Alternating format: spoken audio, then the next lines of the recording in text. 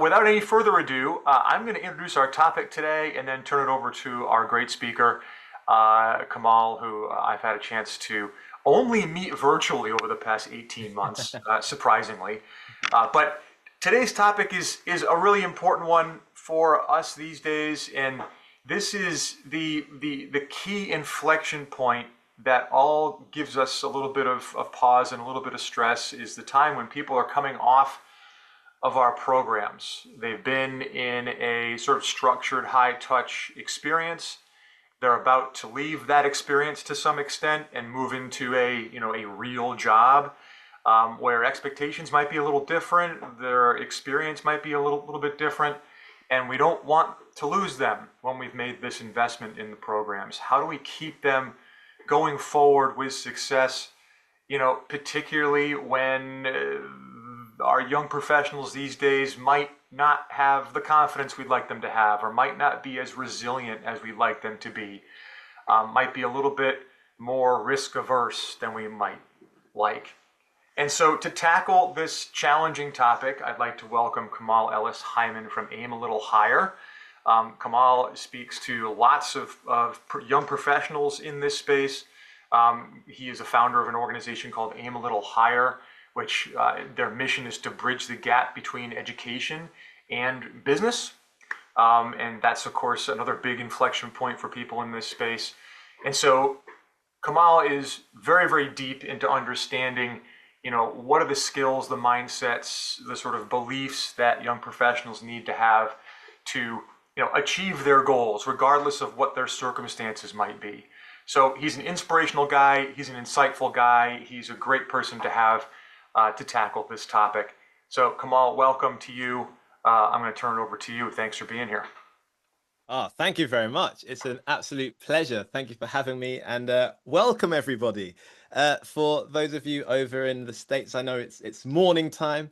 For me over here, it is afternoon. So it's a pleasure to be speaking through time as we're here today. My name is Kamal. I am from a company, the founder of a company called Aim a Little Higher.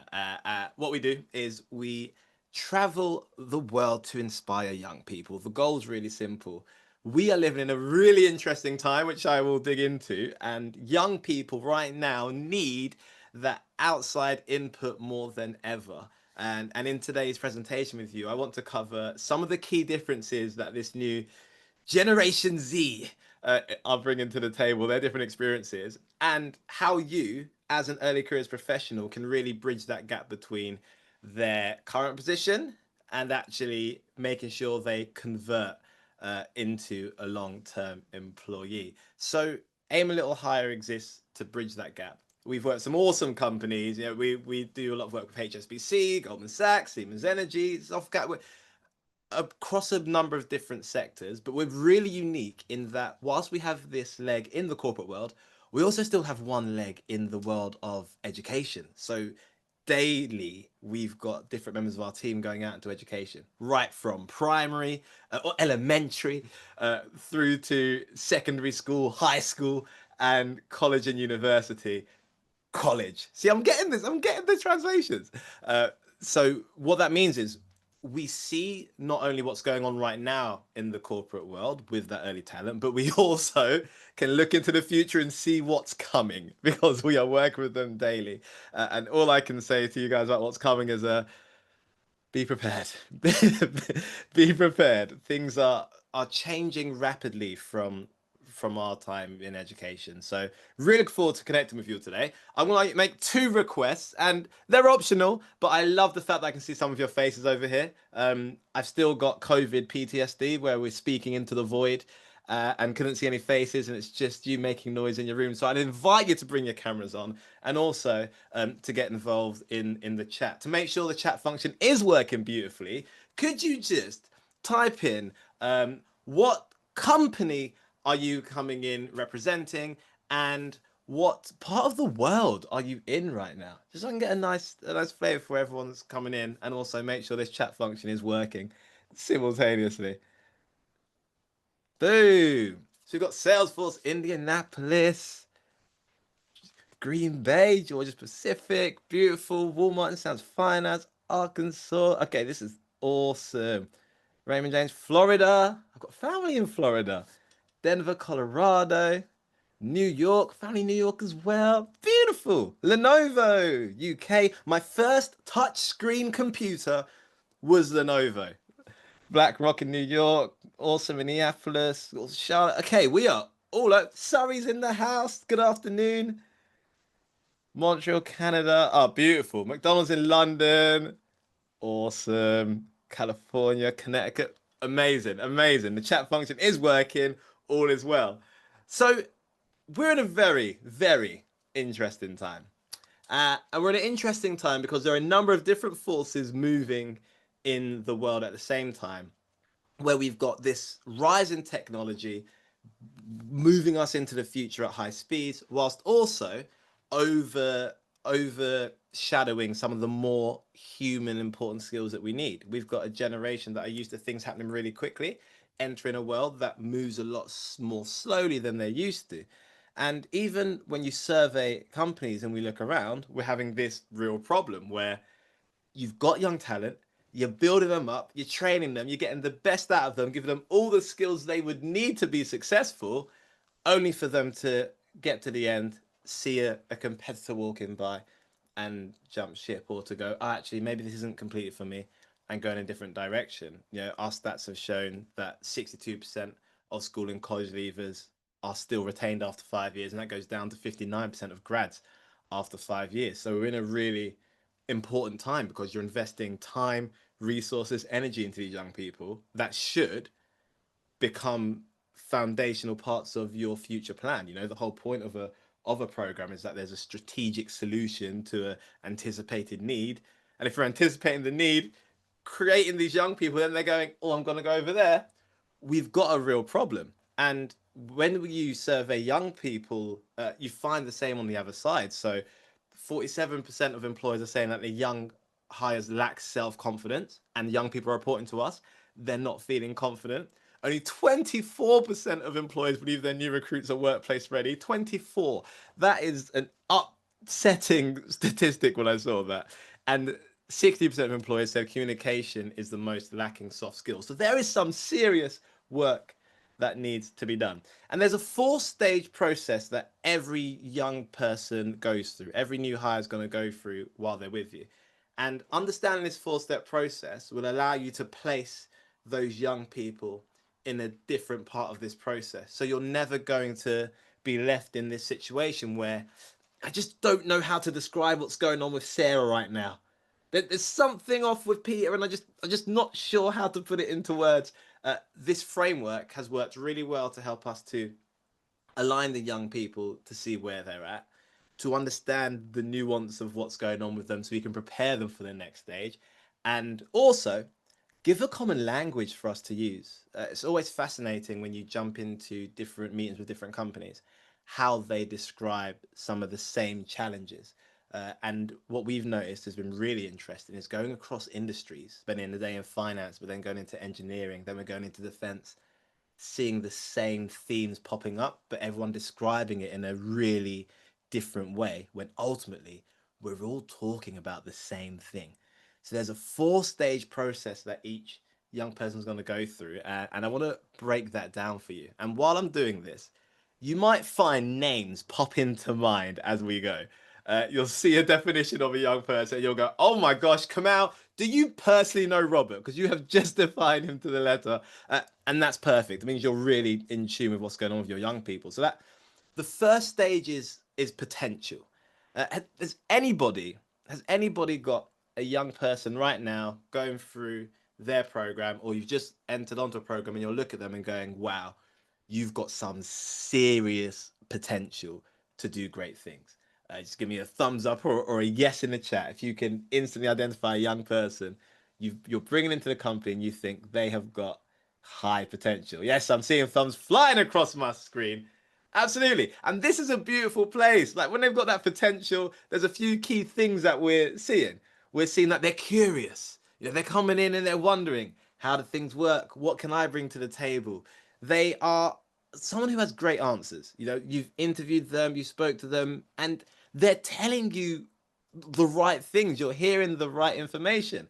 They love what the company's about. They're really curious about the industry. They've always wanted to work in the Bay Area, and they're giving you the answers and the feedback that you need. And most importantly, their attitude is correct. One of the biggest, biggest barriers we're seeing with young people, especially at their time in education, is a real shift in attitude where things are being given to them relatively easily. Then they come into the world of work and realize there's going to be a bit of graft, a bit of a battle for them to go through in terms of overcoming bad habits, in developing the discipline that they need, and they really find it hard to adjust and have the correct attitude. So we know if you've let them in the door, they've got potential, you've seen they've got the correct attitude, they're in the right place. The word potential has a very, very special place in my heart. As a young man going through education, the word that was consistently used to describe him was potential. Oh, Kamal, he talks too much, but he's got potential. Kamal, I get distracted so easy, but you've got potential. Kamal, if you just knew when to speak and when to shut up, you'd be great. You've got potential. And I get home after this parents' evening, and my dad's sitting there with me going, son, how do you think that went? I said, Dad, it was amazing. He said, why? I said, because I got potential. And he looked at me like I was crazy. I said, what's wrong? He said, son, do you know what potential means? I said, yeah, of course I do. It means I'm going to be the best. He said, go and get a dictionary. So I did. Full confidence, went over to my room, got my dictionary, looked up the word potential, and I will never forget. The dictionary said potential, capable of being, but not yet in existence. And I was like, ouch. I thought these people were saying, come out, you're amazing, keep doing your thing, you'll be fine. What they were saying is, right now there's something there, but we're not seeing it just yet. And just to make this real, bring it home, this is me when I was younger. And the best way I could describe myself is, thank you for the love, I appreciate you, Jennifer. I appreciate you. The best way I could describe myself here is lost. Is lost. One of the things we're really lacking as a younger generation is clarity. Clarity on who we are, clarity on what we want, clarity on where we're going, clarity on where we fit in. Clarity is at an all-time low because we are overstimulated with information. There are so many different routes for us to take, so many different people that we can be, and it's only getting worse. Their social medias right now are filled with people showing them a better option. I don't know if any of you have come across the day in the life videos yet on TikTok, where someone takes you through a day in the life of working at their company, a day in the life of working in finance, day in a... We sat down, did some coaching recently with a young man, and he said, "Come out," and he said to myself and Eliza, as my wife who coaches as well, he said, "I want to be a finance bro." I said, "Sorry?" "Yes, I want to be a finance bro. I want to live that finance bro life." And explained what he'd seen online of a finance bro who works in the capital city, lives that busy life, suited and booted all the time, exchanging big deals. And this is someone who's already in a graduate program. And it's really interesting that they're constantly looking sideways and seeing what else is out there. It's a crazy time in that sense. And for me, this was an input from MTV, of course. 50 Cent now, not the 50 Cent you have now, not Curtis 50 Cent Jackson with his multiple businesses and his entrepreneur. No, no, no. I got the old 50 Cent. I got Get Rich or Die Trying 50 Cent and thought, this is me. Just to make sure we're on the same wavelength, just to show you that Armani top you can see, you know, Mr. Designer, nobody finer. That's completely fake. I got 3 of those for £10. I've got the chain. That's a proper chain, $14.99 from Argos. I saved up for that. But the real beauty here is the jeans. The jeans, just you can maybe just make out the Warner Brother logo. They used to say, if you see the police, Warner Brother. And this is my potential stage, okay? There's something there. It just hasn't been brought into fruition just yet. And you're going to be surrounded with these kind of young people. I'm genuinely of the belief that every young person has the potential to do something and become a useful, productive member of society. Just every young person. It's circumstances that come in the way. It's influences that come in the way, but they've all got that potential. Now, some of them, they take that potential and they move to a place that we call coasting. Coasting is where you're doing just enough to get by. And technically, you can't complain because they're doing their job. They are competent. They know exactly what they're doing. They're making it happen. They're comfortable, which at first is great. But after you've been comfortable for 6 months, we're like, okay, can we get moving again, please? But they stay stagnant because they're comfortable. And they've got a that will do attitude. That will do. They're not trying to exceed expectations. They're not trying to blow anybody away. They're just doing enough to get by. Has anybody here seen the act your wage trend? Act your wage. This is something going around on TikTok that tells a young person, if you are not being paid, I see a few thumbs up, if you are not being paid more to do the extra bits that your company's demanding, you don't have to. You should act your wage. You've done just enough work and there's a bit extra to do, but it's coming around to 5 p.m. Act your wage. Stand up, leave the office. You've got an email that needs a response, but you know the company policy is within 48 hours. Act your wage. Close that email down. Go and enjoy your lunch. We've got a real act your wage. And this is a genuine trend going around. Joined with quiet quitting. I mean, quiet quitting's worse because you just shouldn't be here anymore. But it's like, I'm going to quit, but I'm going to stay and collect my paycheck. Actual wage is a dangerous mindset. And it's this idea that you do just enough to get by. The thing is, all of us are guilty of coasting at some stage in our life. Does anyone here drive? Any drivers in the house? I know Emily drives. Absolutely. Which means I learned to drive and it was really awkward. I think you guys call it stick. I learned to drive stick. Manual, we call it. I learned to drive a manual car, and it's the most awkward time of your life. You know, you're all over the place, you're stalling in public. It's horrible. And all I could think of is left hand, move here, right, left foot, find the biting point, and everything is really, really granular. I'm looking at all the little details. Then I learned to drive.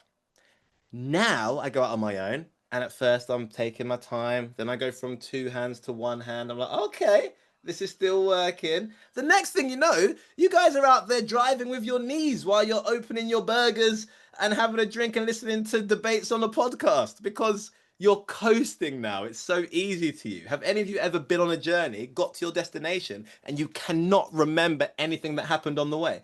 Bar the podcast you were listening to or the songs that you were getting into. I've noticed my speed start to go faster with certain songs. I've had to ban myself from listening to certain artists because they make me speed. It's them. They're the problem.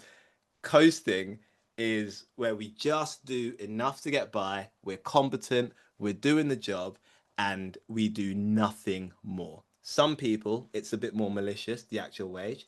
For the majority of people, it's just what's got them through life so far.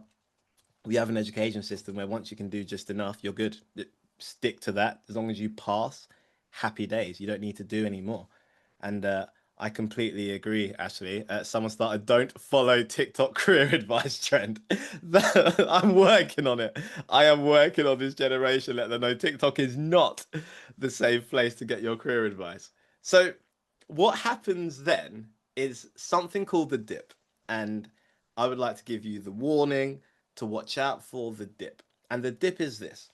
They come into the program. You give them the support, you give them the drive, you let them know what's going on. They go through the program. They land the role, and after about 6 months, maybe 8 if they're really at it, we hit a dip. And that dip is where our growth stops. We get really comfortable and we start going, I'm good here.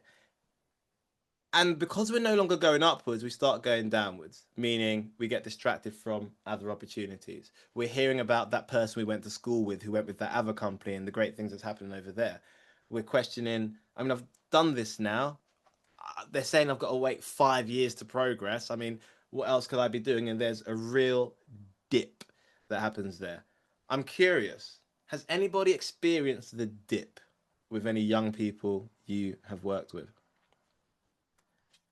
Oh, I like this. As a millennial who is pressured to be a girl boss, yep, and have work be my identity, I think Gen Z is seeing lots of folks burn out. Between that and the pandemic, lots of people are rethinking their life priorities.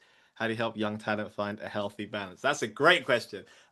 what I'm going to do, leave some time at the end, and we'll go through these questions that need a little bit more of a nuanced answer, but keep chucking them in. That's awesome. We call this the DP hangover. Oh, I like it. The DP, the development program hangover. It's very real, and you will see it with a number of your young talent. And there are a few things that you could do to put in place to avoid the dip and make sure when we get to that stage, we can keep them going, because the dip is the moment that really defines whether that young person genuinely starts to look elsewhere for opportunity or if they stay put with where they are. What I wanted to do is we spent some time creating what we call a scorecard, and this scorecard's about your development setup, and it takes about 4 minutes. And what I thought would be better is we set the scorecard up in a way is when you fill it out, it will give you a personalized report and let you know where you're at, and it has some personalized advice in it. So all you've got to do is we'll take just 4 minutes, and there's a QR code on the screen.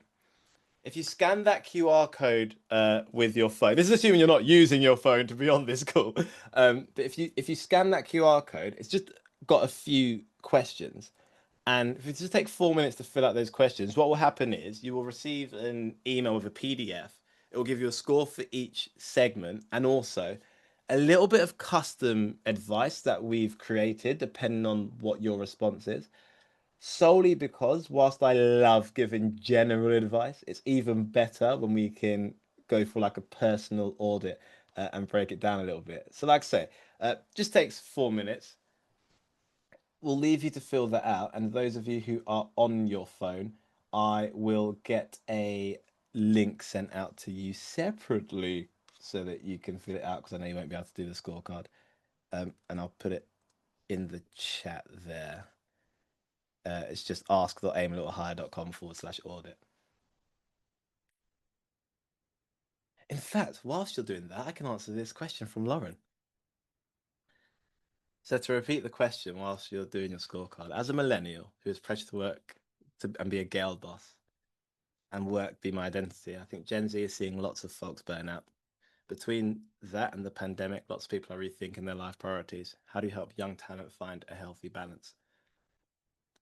Towards the end, I'm going to speak about a few different interventions. One of them is alignment. We're finding with the young people we work with, if they don't spend time pausing and aligning their aspirations with the company's direction, you will eventually get a mismatch where you're going in one direction because you thought that's what you wanted. The company's going in a different direction because that's what the company needs from you. And you find yourself going through the motions, working really hard and burning out because you haven't created a vision for yourself beyond the job title. So, an activity we do with some of the young people we're coaching is we will sit with them and we'll create their ideal life by the time they are. We normally say 5 years ahead, so typically it's they're around 20 years old. So we will say 25, for example. And what we do with them in this activity is we make them look at their life as a whole. So yeah, we do careers, but in that careers we talk about non-negotiables. What can a career give you other than money, so that they're not always focused on that monetary exchange, and they make a list and a collection of those kind of ideas. Then we go on to finance. How much would you like to make? But also how much would you like to have left over? Sometimes we have really linear thinking. They think job, income, and they don't work backwards. So what we do is ask questions that make them work backwards. If you ask someone how much money they like to have left over, they then got to think, well, how much do I want to spend? What do I want to spend? What's important to me? And they start to get more specific. And some of them realize they need less money than they thought to live the life that they want. Or they realize I need a lot more money than I thought and adjust their actions and ambitions accordingly. We then go on into family. We have such a separation of work, work life, that young people don't think about things like family. What does family even mean to you? Does that mean you live with your best mate in an apartment and you live a city life? Does that mean that you want to find a wife and get married? Does that mean you want to have children? Does that mean you want to foster? Does that mean you just want a parrot and you've always wanted a parrot? And if you could just have that parrot, you would be really happy because your parents always said you can't have a parrot. Um, I really want a parrot. My wife also doesn't want to have a parrot. So the idea is to avoid burnout, there has to be more meaning to your life than just your job title. We do that for family, then we go on to experiences. What do you want to do just for fun, just for you? whether that's as simple as riding a bicycle through a Starbucks drive-through one day, whether it's deep sea diving, skydiving, uh, whatever that unique thing is, go and see Adele in concert.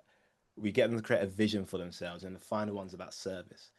If we can get them to not think about that everything has to revolve around them and understand how they can be of service to others, you start to break through this concept of burning out, because burning out comes when you're overdoing it and it's all you, and you're not really looking at anything wider than your job title, and that title becomes your identity. So that's a healthy way to balance it. You help them realize you're not just your job title, you are so much more. You have many different hats that you wear, and they're all equally important.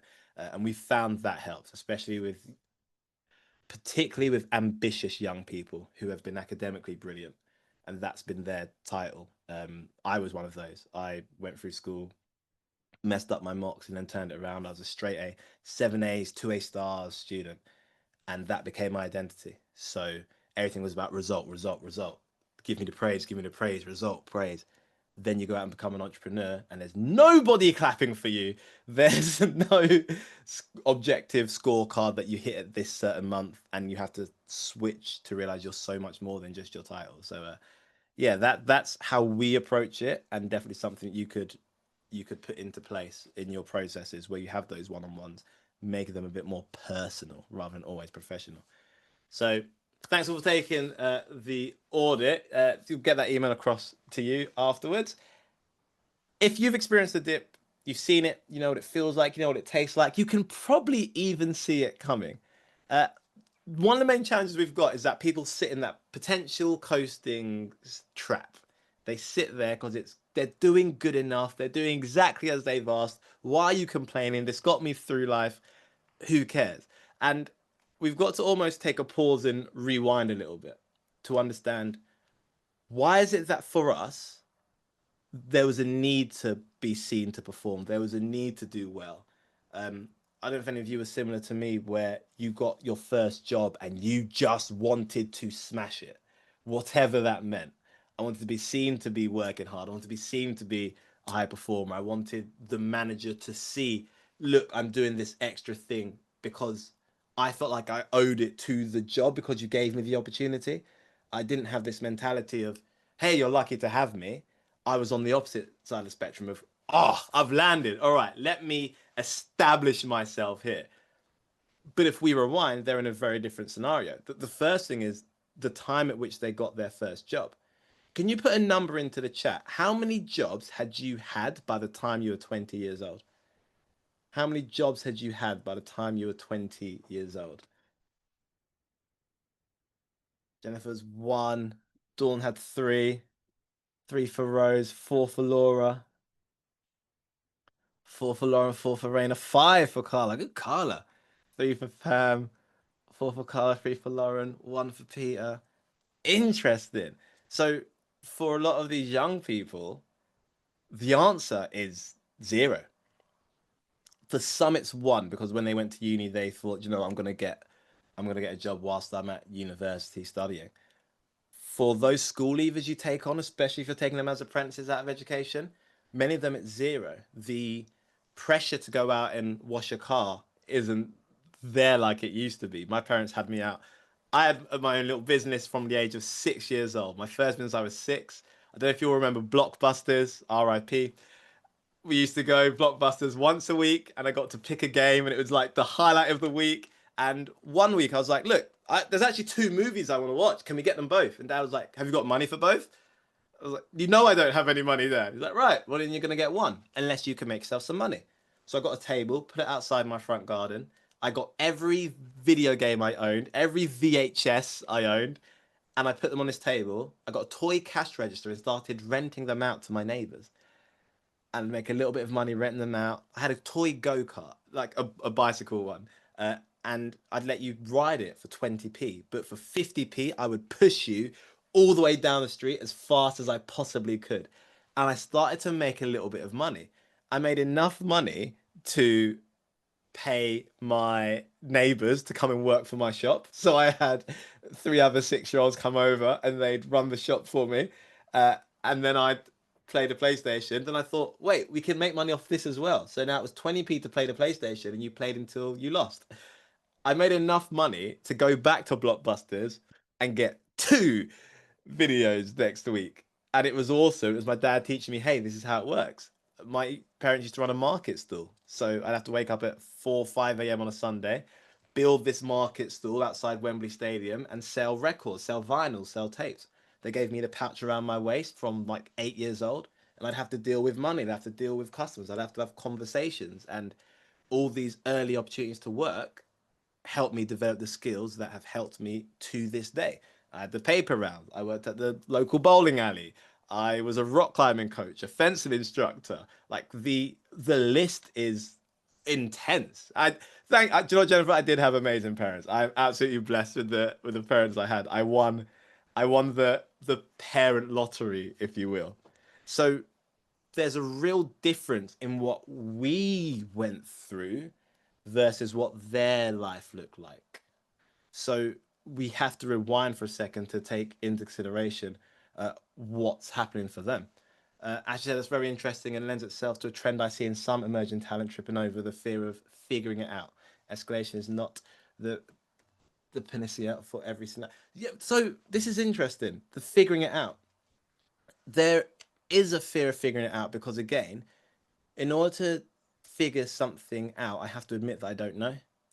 And there's something really scary about admitting I don't know, especially as someone who is high potential, high performer through school. If I put my hand up and say I don't know, I'm admitting to this whole scenario, this whole building, this whole team that I don't know. We're coaching some young people making their way through a banking program as we speak. And the number of them who got on the call this week and said, I'm sitting in a meeting, I don't know what's going on. And I was like, hey, have you asked anyone? No. Like, why have you not asked? Because there's only 21 of us interns. I can't ask what's going on. I will look ridiculous. Yeah, imposter syndrome is way more common than I've ever seen it before. It's everywhere. And you go into a bank with these high flyers who have competed and there's 21 of them made it, you assume there's going to be a real air of confidence and capability. But the number of them who are going, come on, mate. They keep using this term. I don't know what that means. They're speaking at 100 miles per hour and they need to slow it down. How do I ask for help? And we're coaching them through this process because it's tough to admit that you're uncomfortable and you're out of your depth. There's two things that I'm looking at and seeing gone wrong that I think are really affecting this generation. One is overcorrection and one is costly convenience. Let me explain the overcorrection. Competition is slowly being obliterated. I have 3 daughters. My eldest daughter is 10 years old, and she recently got chosen to go to a inter-school sports day. And I was like, wow, that's awesome. Proud of you. Go and smash it. And she went there all day, got home. I was like, hey, how was it? She's like, yeah, it was really fun. I was like, awesome. So? And she's like, yeah, it's really fun. I'm like, no. How did it go? Did you win? She turned around to me and told me there were no winners. I said, no, hold, darling, baby, you went to they brought different schools from the area to the sports center to play sports. You would have won, you would have lost, you would have drew. Like, how did it go? No, Dad, there were no winners. Everyone just played and like it was fun, but no one won. And I was so disappointed because you've earned the right to go and represent your school, but you weren't representing your school at all. You were just taking part in playing sport. You just did PE at a different location. And there's something beautiful about the experience of losing. I lost. I played football and I learned very quickly I'm terrible. I'm still at the age of 31 sitting in high potential. I'm not good at it. And I tried my best. And my football teacher made it very clear to me after one game. He said, Kamal, we're taking you out the team. And he did for 5 years. It did not work out for me. And I joined some other football teams out of school. And when we came back to school talking about our teams, my team was the rubbish one. And I had to deal with that and learn that, do you know what? You might be great with the academics, but you're not great with football. You've got a choice. Get better or don't, but it's up to you. But at least there was that honest feedback. And in an effort to be more fair and equitable, we're stripping away some of that competition. We have sets. Now, sets is something that we did have when I was younger after a certain year, but for a long time, you didn't split into sets for ability just yet. You stayed in your tutors, your form groups for core lessons. What that meant is you could sit in a class, have the smartest person in the class over there answering questions, and have people who are absolutely lost with this topic sitting here, but all experiencing that together, meaning you get to see what high performance looks like. You get a real idea of how far you might be behind at any given point, which isn't a nice feeling, but it's life. Now the set's all across. So right from the very beginning of your time in school, you're in a set. You will never see someone performing at double your ability. You just don't see it. You won't hear that person reading at a really high pace. You won't see them doing the mental maths in class and figuring it out while you're using your calculator, which means you again feel like you're all right with where you're at right now. The taking part that I just spoke about is really happening everywhere. And then equal opportunity. The phrase equal opportunity to the mind sounds like common sense. There should, of course, be equal opportunity. But equal opportunity is what happened to me with football. I got the chance to go to training. I got the chance to give it a try. I got the chance to be on the team. I got an equal opportunity, same opportunity as everybody else. I just wasn't very good, so I got dropped from the team. To me, I was like, fair play. I had my shot.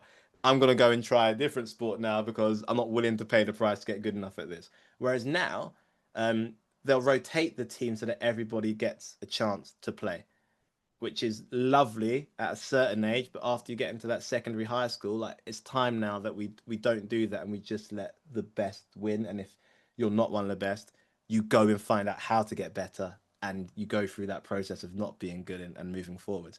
The other one is costly convenience.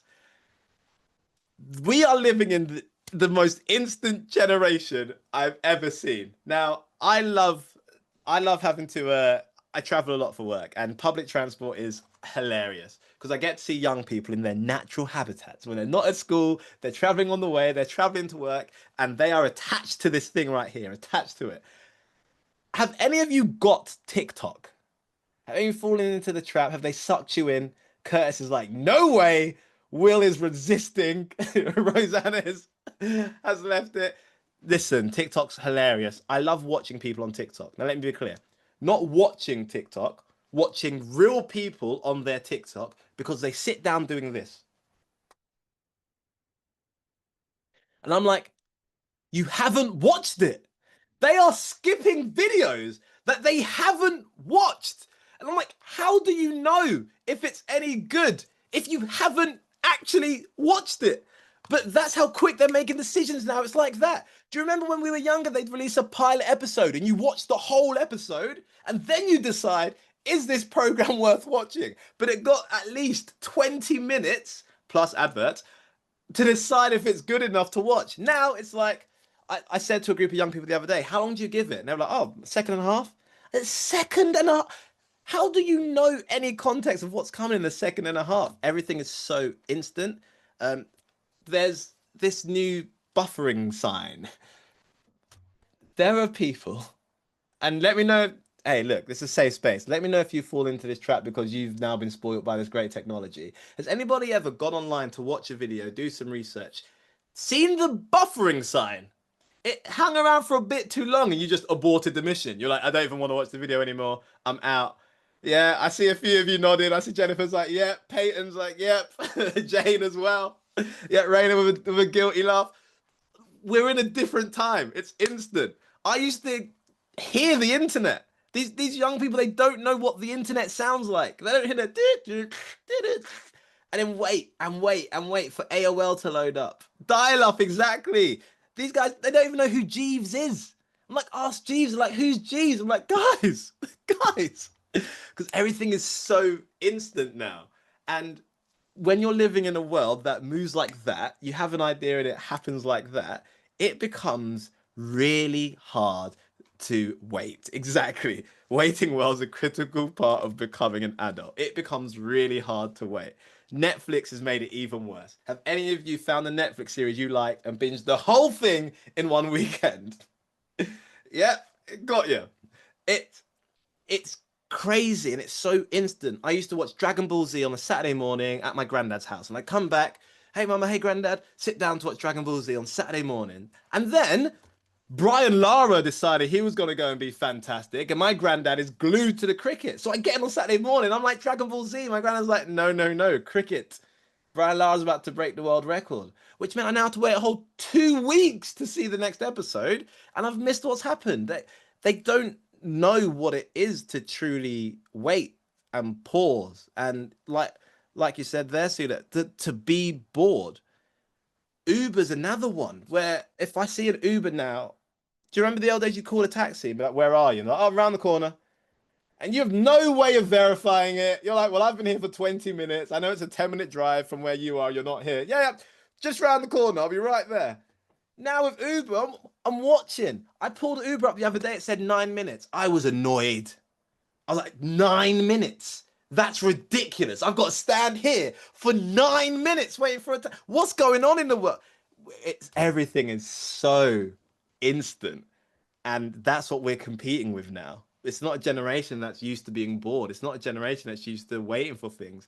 Our school system gives them a job where they get promoted every single year.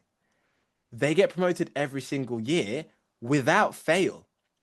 Now, let me know if over in the States or in Canada this is different, but in England, we don't hold people back anymore. You don't get held back. You won't do a year twice because you didn't do it. No, you're promoted anyway. If you get into nursery and you finish, you're in preschool. Then you're in primary. You're failing miserably in primary school. No child left behind. Exactly. No problem. You're in year one and you will get promoted every single year. Even in secondary school where your GCSEs are poor, you don't do well, no problem. You're now on to the next year. The only time it pauses and you might not progress is once you get into that college, university. In fact, even in our universities, it's accepted that you may fail your first year. So when you start talking about a 5-year plan, they're like, what's wrong with you? 5 years? Not 5 years. Give me the results now. So what we want to do is get them from high potential to coasting to being better, where they outperform the peers, they're the best they've ever been. And you've got to be careful because sometimes they start feeling themselves a little bit. And that turns into, hey, I've been here for 6 months, I'm doing well, where's my promotion? It's probably easier to drag them back from that than to boost them from below. For me, better meant I became youth MP for Peterborough.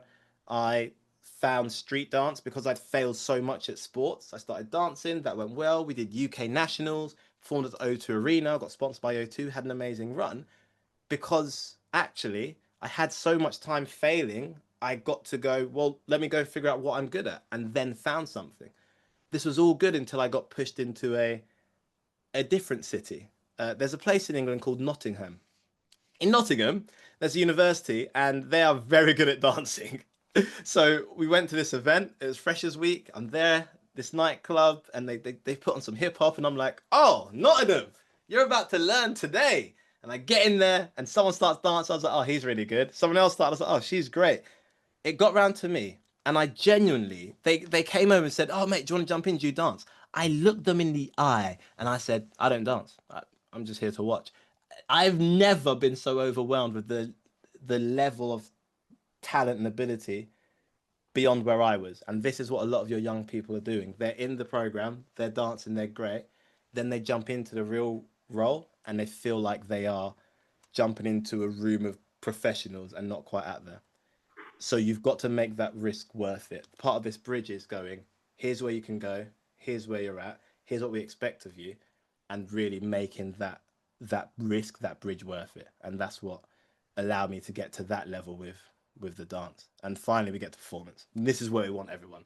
High effort, consistent results, they're articulate, they're socially aware, they know how to act in front of your clients, they know how to act in front of the management, they know how to act in front of peers, but they are a high performer who in essence you can just rely on every single time. Uh, for me, that looked like being an Olympic torchbearer. I got to be Peter Jones's National Entrepreneur of the Year, and got to to go on and marry someone way out of my league. So this is the journey, and every young person you have under your care, it's going to fit into one of these stages. And there are certain things they need in each stage in order to keep moving them forward. But this is a great framework to work with those young people to know where they're at. You do commercial awareness amazingly well. You give them technical training. You give them opportunities and experience to keep getting better. The bit that really is missing is personal development. Personal development isn't something that happens automatically. We have to actually make them pause and notice how far they've come, notice the skills they're picking up, see the growth. Otherwise, it's so different to the promotion they're used to getting every year for the time and education and the care they got on your program. They're now like, well, I haven't moved. I've been here a year. I've not moved. Like, now I'm going to start looking elsewhere, not realizing they've become more commercially aware. They've become a trusted member of the team. They're more confident. So personal development has to be a key part of what you're doing with these young people. There's a few final bits that I think if you just put them together, you give them a try. The first one is tell them why. There's a picture of me on my wedding day with my wife, who is way out of my league, and she signed a contract now, so she's stuck. And the reason I share this is because, like, I didn't get why don't I get married? Like, why me? This isn't. I was so not confident this whole marriage thing. She told me why, and I was like, oh, great, that makes sense. Before that, I had no idea. In fact, we have a young person who said in a coaching session, I just wish I could meet my interviewer because I don't know why I'm here. I don't actually know what it is that I bring to the table specifically. And we challenged him. His coaching session was go and find out who interviewed you. He did. He got the file back and he saw it and he was like, oh, they noticed these three things. And now our whole coaching is built around the fact that you've got these three key skills. Let's explore how to bring that to the company. Before that, he was stood in this bank going, I don't know why I'm here. Even though I can see he's brilliant, the team can see he's brilliant, he internally couldn't because no one had just stopped and went, congratulations, you got the job. Here's why. It's a second stage that we sometimes just forget to make part of our process. So it's a really simple one. Another simple one is aligning the journeys. The personal has to meet the professional. There's 70% of Gen Z said they'd leave a company without personal development opportunities. We had an employee who wanted to learn to drive. So we just made sure we prioritize that in conversations, might be a performance review, might be a meeting at the beginning of the week. Hey, how's the driving going? When are you fitting in driving lessons? Do you want to rearrange your time so you can do your driving lesson? Now, that's not practical in every company. We're a small company, we can do that. But you can still have those conversations. Maybe it's their lunch, they go and do the lesson rather than then eat their lunch and they make that kind of trade off. But having that personal and the business align is really important because they know that they can go and do great things. It just doesn't necessarily have to be with you. So if you're part of that personal journey and it aligns with a professional journey, you're in a beautiful place because now we're working as a team. I give you service, you give me service. Beautiful. The other one is create community. The cohort is really important because they've all been through the same journey. And when you take someone through the 2-year program, they meet the cohort regularly, great. Then they go off that cliff into real world and the cohort spreads out and we don't really connect. You might have one or two who got on really well, but as a group, we don't connect. And I'm not saying you have to do it. Task them with organizing it. Last week, I spoke for the Financial Conduct Authority, their roundup graduation event. And it was organized by some of the graduates. I'm doing AWE next week. It's the grads who have organized it. The grads came on a call with me and I told them what the speech is going to be and they gave me their challenges and we built out the presentation and made sure it was on the right path. Like they organized it. So it's not that you have to, but task them with saying, hey, you came with a cohort. What are you going to do to keep in touch? Is it going to be every 6 months? Is it going to be once a quarter? What's your plan? And give them responsibility and they will grab it and go with it. That will put them in a leadership position, help them develop their communication skills, and make sure that cohort still has some people who are going through the exact same journey can go, me too, me too. You're going through that, so am I. And have that safe space while they're making that jump so that they haven't gone from all the support to nothing at all. Um, the the other one that's quite good, anonymous questions. We're having these coaching calls, as I mentioned, and the number of them who don't know what things mean is astonishing. And you're like, I did the training. You've all gone through the training. We've told you. It's in the employee handbook. It was on day one we did this. And they're like, they keep saying ECG. What does that mean? WB. I don't know what they're talking about. If you just set up a way to ask anonymous questions for that cohort, hey, this is an email. It's all anonymous, or this is a type form where you don't even have to put your email address in. Chuck any questions in there, and I'm going to send out an email to the whole cohort once a quarter. I'm just going to answer some questions that are in here, and they'll be completely anonymous. They can be stupid, they can be clever. We don't care. Just chuck some questions in. There's something about the knowing you're anonymous that allows you to just be honest and real. And there'll be a few of them who see the answers. They might not even tell you, but they're like, got it. And you keep it a safe environment where they know at my worst, if I genuinely don't want to talk to my line manager about this, I can just chuck a question into this black hole portal that doesn't know who I am, and an answer will come out to me. And a final one is prepare the environment. We did a session like this live, and we had a bunch of different employees in the room, and I asked, when the dip happens, what do you think causes it? And there's a whole different bunch of answers. We talked about COVID generation. We talked about instant gratification. One answer came back that shocked me the most is someone put a hand up and said, it's us. I was like, what do you mean it's you? I said, our team. They get into the team, they leave the cohort space, they come into our office and they hear us complain. And we complain about the hours, we complain about the manager, we complain about the client, and they hear us complain. And eventually they join in and they start complaining. And we create this environment where we're all just complaining about being in this place, and then they jump ship eventually. And no wonder the environment they're going into, that now dictates what's expected and dictates the culture. If it's negative, we're a negative organization. This is what we do. We complain. We turn up. We say things about the other team because they're the enemy and we're here. We hate HR. And it all just becomes a sort of insidious thing that happens because the team weren't prepared to make their environment a place where these new members could thrive. So it's a few quick rapid fire wins that if you implemented them tomorrow, you'd be able to see a difference relatively instantaneously. Um, Overall, I really want to make clear today the four steps, which is you've got potential, you're coasting, you get better, then you get to high performance, and it's an alignment. That's the most important thing. This generation, from the work we're doing, we're seeing three things missing. It's confidence, it's clarity, it's communication. Any young person we've met who's not getting the progress they want, it's because they lack in confidence, clarity, or communication skills. And the ones that fly, they're clear on where they're going, they're clear on what the organization expects, they're confident enough to put forth their ideas, and they communicate their ideas about themselves really effectively and ask great questions, so they progress. As a company, our mission is to help as many companies implement that. So when we work with a company, we do an accelerator where we'll come in for 12 months, and that could be the moment they jump off program, we jump in and we do some in-person workshops and then coach them monthly. Or you do 6 months just before they're about to complete, and then 6 months after they've completed to make that gap, make sure there's a firm bridge there. Because as much as personal development's amazing to come from the team, as I'm learning as a father, they get bored of my voice really quickly. Uh, you're responsible for their paycheck. You're responsible for potential promotions. You're responsible for their time in the company. For you to also be responsible for their personal development and to be able to tell you, I'm not happy, I'm not comfortable, I don't know what I'm doing, is a really big ask. A really big ask. And it's perceived as a huge risk in that young person's mind. So sometimes having a partner come in and be that voice is super useful, and that's what we found, and that's where we fit in. So I hope what we've covered today has been helpful, and there's a few little nuggets for you to take away and give a try.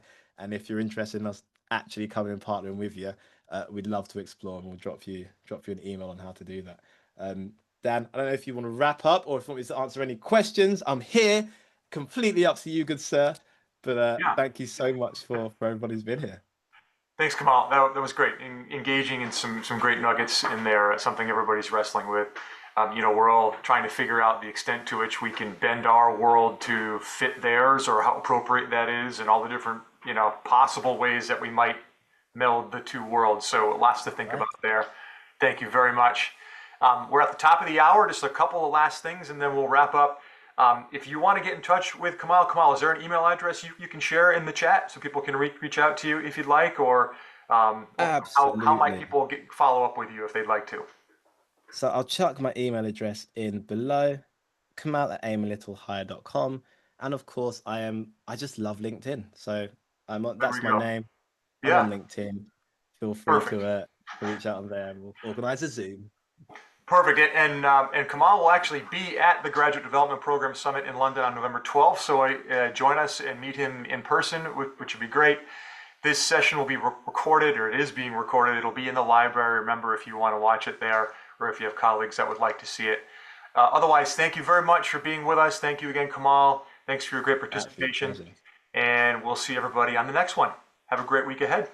Bye bye. Amazing. Thank you, everybody. Thanks for the love in the chat. You're wonderful. It's been an absolute pleasure.